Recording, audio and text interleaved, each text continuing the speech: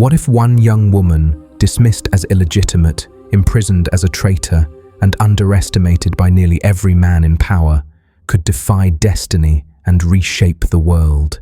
This is the story of Queen Elizabeth I of England, who transformed a fragile kingdom into a global force and ignited a cultural golden age that still inspires us today. By the end of her reign, England stood proud among nations, its ships ruling the seas, and its artists changing the very sound of language. Welcome to various eras in time. Now let's dive right in this video. On this journey, you'll witness how Elizabeth forged that transformation by surviving betrayal, outwitting assassins, and commanding armies with a resolve that made her both legend and leader. Now step with me into a 16th century world of spies, rival queens, and impossible choices, because Elizabeth's fight to claim her crown isn't just history. It's a lesson in courage and strategy for anyone determined to shape their own destiny. And now let's ask ourselves, what if she had failed? How different might our modern world look if the Virgin Queen had never worn the crown? Stay with me as we uncover the triumphs and trials of one of history's most extraordinary rulers. Imagine being born into a palace where love and loyalty shift like the wind, where a father's approval is as fleeting as the flicker of a candle. On September 7th, 1533, Elizabeth Tudor entered that world as the daughter of King Henry VIII and Anne Boleyn, a child whose birth promised triumph but triggered disappointment. Henry longed for a son, an heir who would secure the Tudor line. Instead, he received a daughter, and the kingdom's celebrations were muted, laced with uneasy whispers that a girl could never secure England's future. Her mother's downfall came swiftly. When Elizabeth was barely 3, Anne Boleyn was accused of adultery and treason, charges many historians believe were fabricated to clear the way for Henry's next marriage. Anne's beheading left a haunting imprint. Elizabeth was declared illegitimate and stripped of her title of princess, now addressed simply as the Lady Elizabeth. For most children, such a loss of status would mean obscurity, but even in her earliest years, Elizabeth displayed a mind too brilliant to remain in the shadows. Hatfield House became her sanctuary and classroom. Guided by renowned scholars like Roger Ascham, she devoured classical texts, mastered music, and learned to speak Latin, Greek, French, and Italian with remarkable fluency. This education was no mere pastime. It was armor. Knowledge became the fortress that no decree or prejudice could dismantle. But danger lingered beyond the walls of her quiet studies. Henry's shifting religious policies and multiple marriages kept the kingdom in constant upheaval. After his death, Elizabeth's half-brother Edward VI briefly ruled, ushering in a Protestant era that offered her cautious favor. Yet with Edward's passing, the throne passed to Mary I, a devout Catholic who viewed her half-sister with suspicion and dread. In 1554, the failed Wyatt's rebellion implicated Elizabeth in a Protestant plot, and she was arrested, imprisoned in the ominous Tower of London. The cold stones of the tower had witnessed countless executions, and her life hung by a thread. Still, she faced interrogations with calculated poise, refusing to incriminate herself. What if fear had broken her resolve? England might have lost the monarch who would one day define its greatest era. Instead, Elizabeth emerged tempered and unbowed, a survivor already preparing to shape destiny on her own terms. When Elizabeth emerged from the Tower of London, she carried a lesson carved deep into her soul. Survival required intellect sharper than any sword. Though officially branded a bastard after her mother's execution, she refused to let that stigma define her. Instead, she transformed adversity into a relentless drive for mastery. Under the guidance of the brilliant humanist Roger Ascham, Elizabeth pursued an education unmatched by any European princess of her day. She devoured the works of Plato and Cicero, argued philosophy with ease, and became fluent in Latin, Greek, French, and Italian, her eloquence astonishing ambassadors and scholars alike. This rigorous training was more than academic. It was preparation for power. Elizabeth recognized that knowledge could outmaneuver brute force and that keen rhetoric might one day shield her from the political storms that had already claimed so many lives in her family. Her sharp mind became her greatest defense, enabling her to read a room and a rival before a single word was spoken. But the path to the throne was treacherous. After the death of her half-brother Edward VI, England plunged into a succession crisis. The tragic 9-day reign of Lady Jane Grey ended with the Ascension of Mary I, a fervent Catholic determined to return England to Rome. For Elizabeth, a Protestant and next in line, every breath was a gamble. Elizabeth mastered the art of delicate diplomacy. Publicly, she conformed to Catholic practices to ease her sister's suspicion. Privately, she maintained her Protestant faith, becoming a silent beacon for reformers. Her ability to walk this razor's edge impressed even wary courtiers. Each carefully chosen word, each gracious gesture, bought her time and safeguarded her life. Mary's reign proved turbulent, marked by unpopular alliances and the persecution of Protestants. Every misstep by the Queen heightened whispers that Elizabeth represented England's true hope. When Mary died childless in 1558, the nation turned almost naturally to the woman who had endured disgrace, imprisonment, and danger without faltering. What if Elizabeth had faltered in those tense years, spoken too boldly, or hidden her beliefs too deeply? England's future might have belonged to foreign powers or rival factions. Instead, her brilliance and caution positioned her as the undeniable heir, ready to claim a crown she had been told was never hers. On a misty November morning in 1558, bells rang across England with an intensity that echoed both relief and anticipation. Queen Mary I was dead, and the crown now belonged to Elizabeth Tudor, the once disgraced daughter of Anne Boleyn. At just 25, Elizabeth ascended the throne of a nation weary from religious turmoil, financial strain, and the lingering wounds of civil discord. Her path to this moment had been shadowed by imprisonment and suspicion, yet she greeted the challenge not as a fragile survivor but as a monarch forged in adversity. Elizabeth's journey from her country estate at Hatfield House to London became a symbolic pilgrimage of unity. Villagers and nobles alike crowded the roads, eager to glimpse the young queen who represented a new dawn. Observers noted her measured grace, her confident wave, the subtle but deliberate smiles she offered the cheering crowds. Each gesture conveyed a silent promise. This was a ruler who understood the theatre of power and the importance of winning hearts before issuing decrees. Her coronation on January 15th, 1559, was a spectacle of calculated brilliance. Elizabeth chose a shimmering golden gown and a mantle embroidered with Tudor roses, visually uniting the rival houses of York and Lancaster. The ceremony blended Catholic tradition with Protestant symbolism, signaling her intention to steer a middle course and avoid the extremes that had torn England apart. The challenges before her were immense. Religious tension threatened to ignite civil war, while Spain and France eyed England with both suspicion and ambition. Elizabeth's response was immediate and shrewd. She appointed a privy council of trusted advisors, most notably William Cecil, whose steady wisdom would guide her for decades.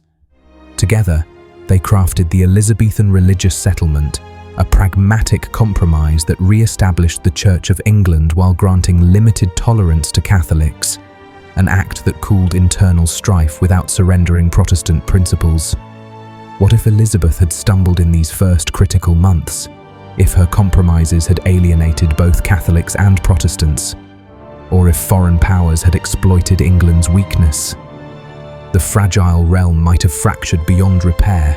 Instead, Elizabeth's sharp mind and diplomatic finesse turned a precarious inheritance into the foundation of one of history's most celebrated reigns.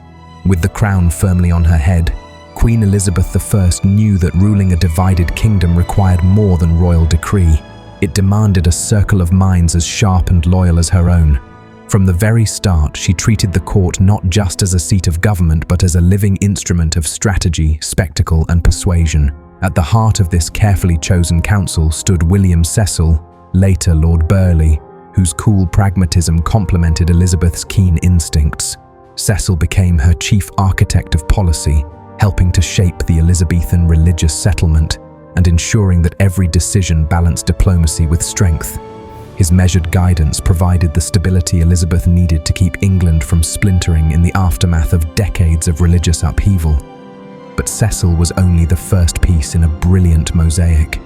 Sir Francis Walsingham, the formidable spy master, developed a sophisticated network of informants stretching across Europe. His agents intercepted letters, cracked ciphers, and foiled conspiracies before they could take root, proving that intelligence could be as decisive as any army.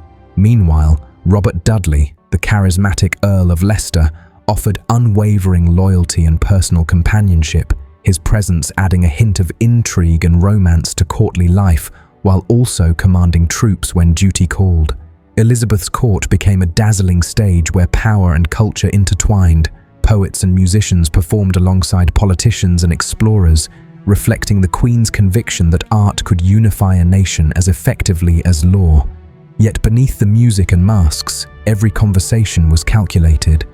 Elizabeth encouraged lively debate, but kept her advisors in a careful balance of rivalry and dependence, ensuring that no single faction could rise against her. Public appearances were equally deliberate.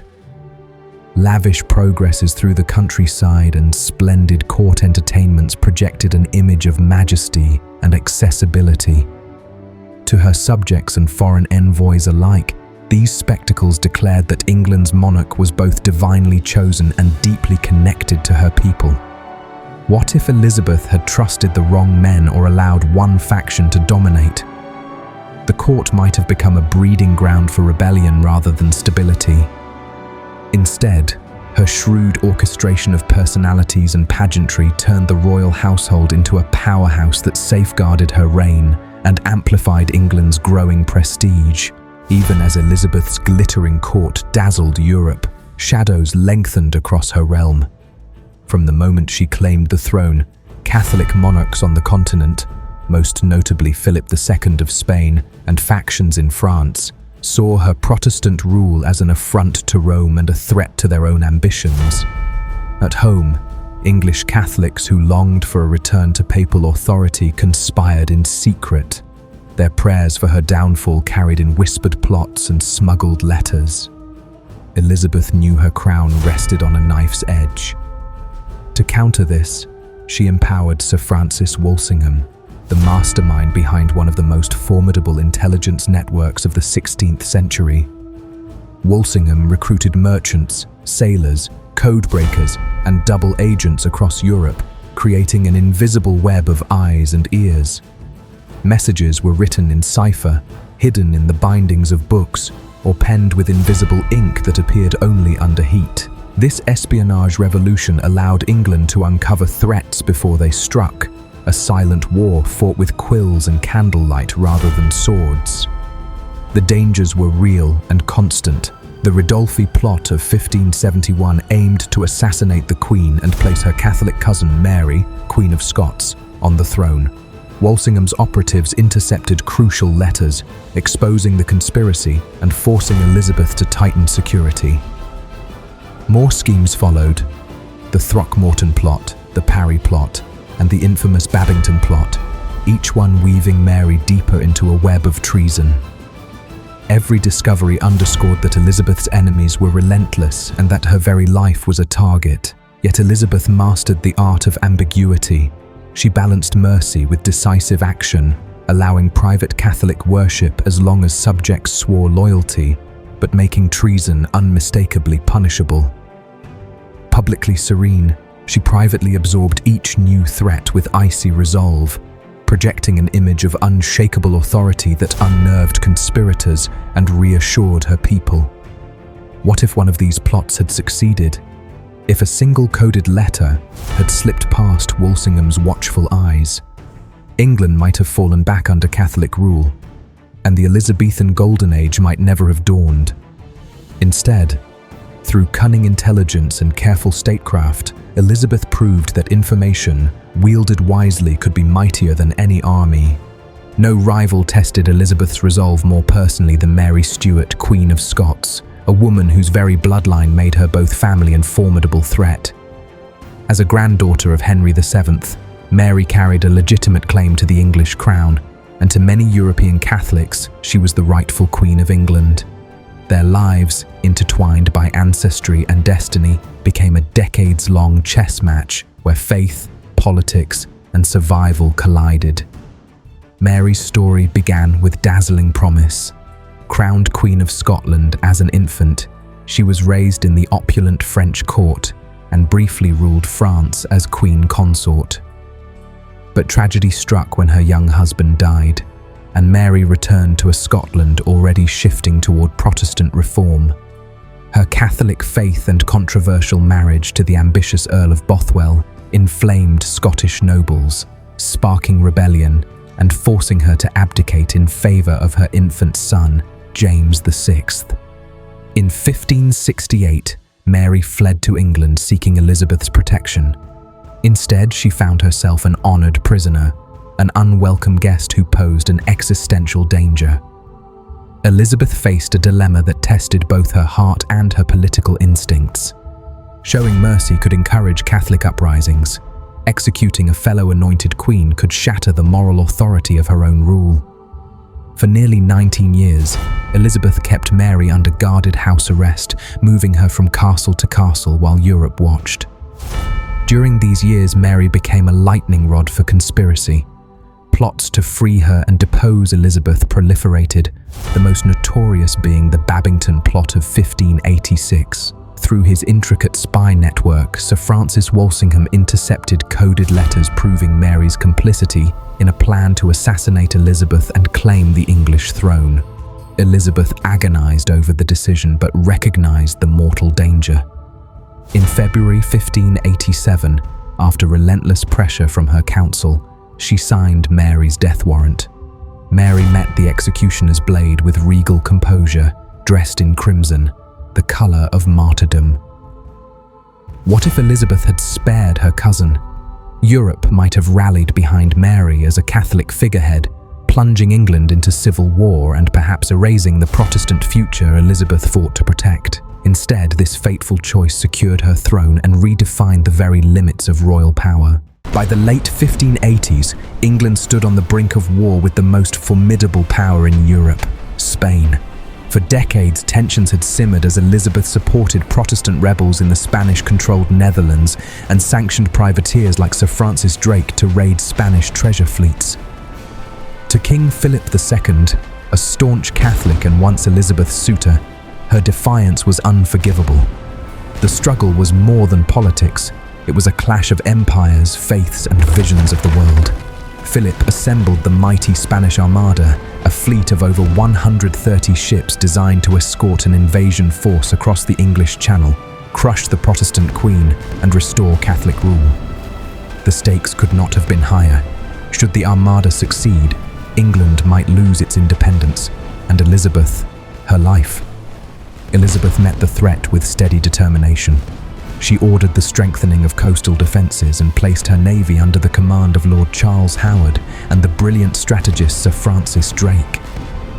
English ships, smaller and more manoeuvrable than Spain's galleons, were armed with long-range cannons and captained by sailors hardened by years of daring exploration and piracy. In July 1588, as the Armada advanced, Elizabeth delivered her legendary address at Tilbury, wearing a silver breastplate over a white gown. "I know I have the body of a weak and feeble woman," she declared, "but I have the heart and stomach of a king." Her words electrified her troops and became a defining moment of her reign, a living symbol of courage before an overwhelming foe. Nature and strategy joined England's cause. Fierce storms scattered the Armada while English fireships and relentless naval attacks inflicted heavy losses. By the time the remnants of Philip's fleet limped home, half the ships were lost and the dream of a Spanish conquest lay in ruin. What if the winds had favoured Spain or English defences faltered? The Protestant Reformation in England might have ended overnight, and Elizabeth's name could have been a footnote instead of a legend. Instead, this resounding victory elevated England to a rising maritime power and immortalized its queen as a leader who defied the greatest empire of her age. With the Spanish Armada defeated and England's independence secure, Queen Elizabeth I presided over an era of dazzling creativity and discovery that would define her reign as the Elizabethan Golden Age. Freed from the shadow of invasion, her nation blossomed into a vibrant center of art, literature, science, and exploration, a cultural renaissance that still shapes the modern world. The theatres of London became the beating heart of this transformation. William Shakespeare emerged as the era's brightest star, crafting plays that captured the full spectrum of human emotion, from the aching love of Romeo and Juliet to the chilling ambition of Macbeth. He was joined by fellow dramatists Christopher Marlowe, Ben Jonson, and Edmund Spenser, each adding their own brilliance to an expanding English literary canon. Their works reflected the complexities of a society newly confident in its voice and destiny. Music, too, flourished. Composers such as William Byrd and Thomas Tallis created intricate choral masterpieces that filled royal chapels and public halls alike, blending sacred traditions with distinctly English harmonies. Their compositions offered a soundtrack to a nation discovering its own unique cultural rhythm. Elizabeth herself was a catalyst for this explosion of creativity. Fluent in multiple languages and passionate about learning, she conversed with poets, scholars, and scientists as an equal. Her court became a magnet for innovators, where ideas and artistry mingled with politics and diplomacy. By championing theatre and scholarship, she encouraged a climate where imagination and intellect could thrive together. Beyond the arts, Elizabeth's reign propelled England into an age of exploration.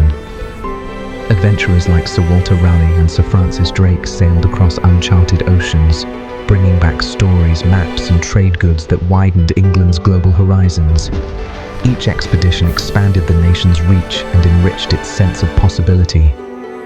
What if Elizabeth had not valued art and discovery as highly as the military might? Without her support, the voices of Shakespeare, Marlowe, and countless explorers might have been stifled, and England's cultural legacy dimmed. Instead, her embrace of creativity and curiosity ensured that the Golden Age lived up to its name, an enduring testament to the power of culture to elevate a nation's spirit and secure its place in history.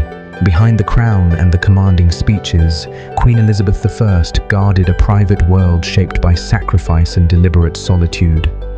Branded the Virgin Queen, she crafted an image of unwavering devotion to her country, a conscious choice that became both a powerful political strategy and a deeply personal path. While the title suggested chastity, it also stood as a declaration of independence. No foreign prince or domestic noble would ever wield authority over her throne or her destiny. Elizabeth had learned early how marriage could be perilous.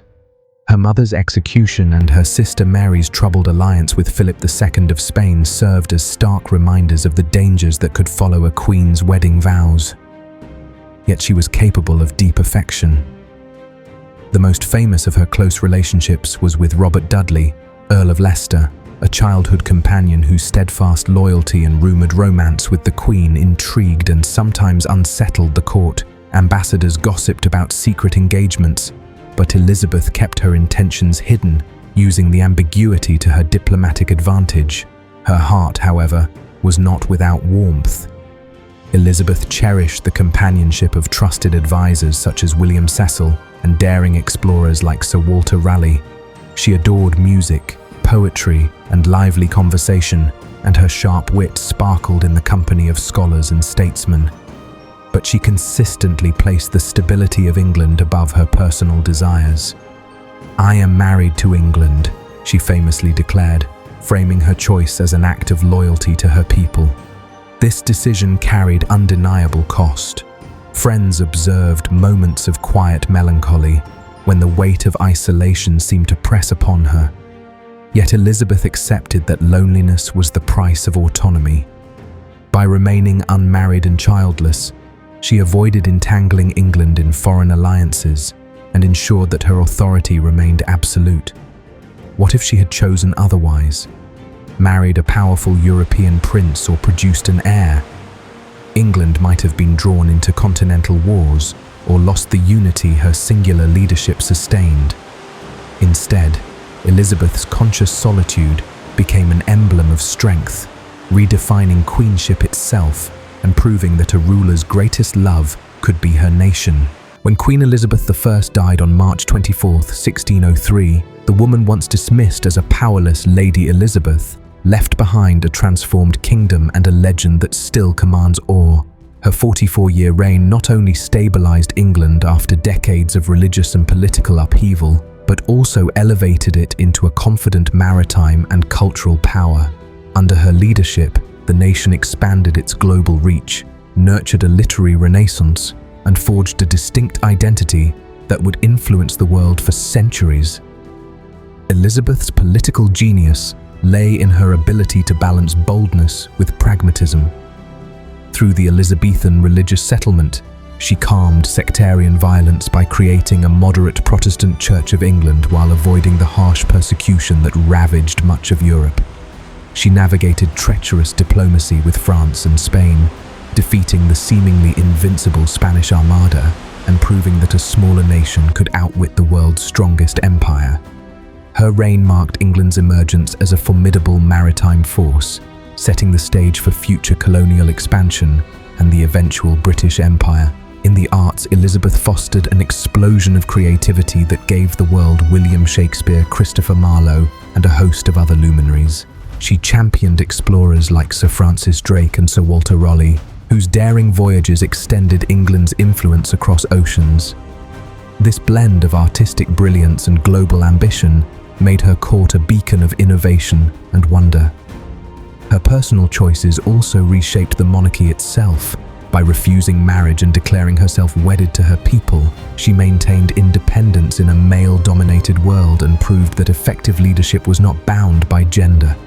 Though the Tudor line ended with her, her careful planning eased the transition to her cousin James VI of Scotland, uniting the crowns of England and Scotland without bloodshed. What if Elizabeth had failed? If she had married unwisely, lost the Armada battle, or allowed religious conflict to reignite? England might have fractured or fallen under foreign control, and the vibrant Elizabethan Golden Age might never have illuminated history. Instead, she forged a legacy of resilience, intellect, and national pride. Elizabeth's life stands as a timeless reminder that true power lies not in inheritance, but in the courage to shape destiny itself. What if Queen Elizabeth had faltered? If the storms had favored Spain? If a single hidden letter had escaped Walsingham's eyes? Or if she had surrendered her independence to marriage? The world we know today might look entirely different. England could have remained a minor European power, its golden age of literature, exploration, and national confidence lost to history. Instead, Elizabeth's unwavering resolve turned peril into possibility. She mastered diplomacy and inspired loyalty, proving that courage, intellect, and vision can redirect the course of nations. Her reign stands as a living testament to the power of a single determined leader to transform uncertainty into triumph. Thank you for joining me on this journey through the life of England's remarkable Virgin Queen. If her story of resilience and brilliance enlightened you, please like this video, subscribe to various eras in time for more explorations of historical moments that shaped our world. See you in the next video.